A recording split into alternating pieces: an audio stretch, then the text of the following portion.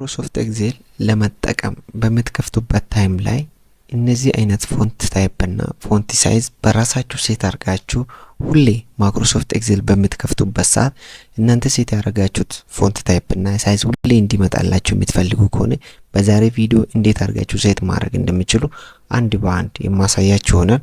ቪዲዮን ላይክ እና ሼር በማድረግ ጀምሮ እዚህ ቻናል አዲስ ከሆናችሁ ደግሞ ቻናሉን ሰብስክራይብ በማድረግ ቤተሰብ መሆን ትችላላችሁ። ኦኬ ይሄን ለማድረግ ምን እናደርጋለን መሰላችሁ? ቀጥታ እዚች ጋር እንመጣለን።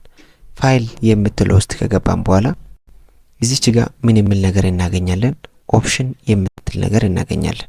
ከዛ እዚህ ጋር ኦፕሽን የምትለው ውስጥ ከገባን በኋላ እነዚህ ነገሮች ይመጡልናል።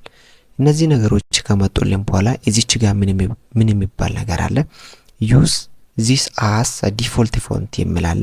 ስለዚህ እዚች ጋር እንምጣና ድሮፕ ዳውን ክሊክ ማድረግ ብቻ ነው የሚጠበቅብን ማለት ነው። ስለዚህ እዚች ጋር ድሮፕ ዳውን ክሊክ እናደርግና ከዚህ መሃል የምትፈልጉትን ትመርጣላችሁ። እኔውን ብዙ ጊዜ ታይምስ ኒው ሮማን ስለምጠቀም ታይምስ ኒው ሮማን ሰርች አደርጋለሁ። ታይምስ ኒው ሮማን መጥቷል፣ እሱን ሴሌክት አደርጋለሁ። ፕላስ ደግሞ እዚህ ጋር ያለው ፎንት ሳይዝ ደግሞ ከ11 ወደ 12 አሳድጓለሁ።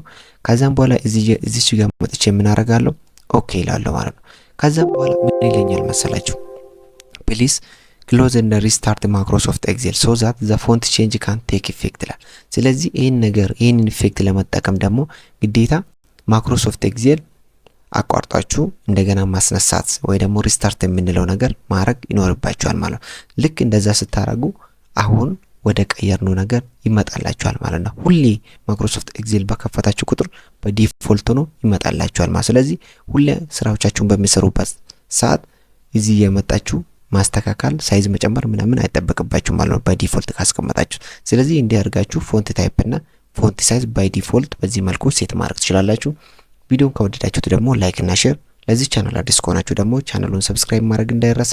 ጥያቄ አስተያየት ካላችሁ ኮሜንት ቦክስ ላይ ጻፉልኝ። በሌላ ቪዲዮ እስክንገናኝ ድረስ ቸር ቆዩልኝ።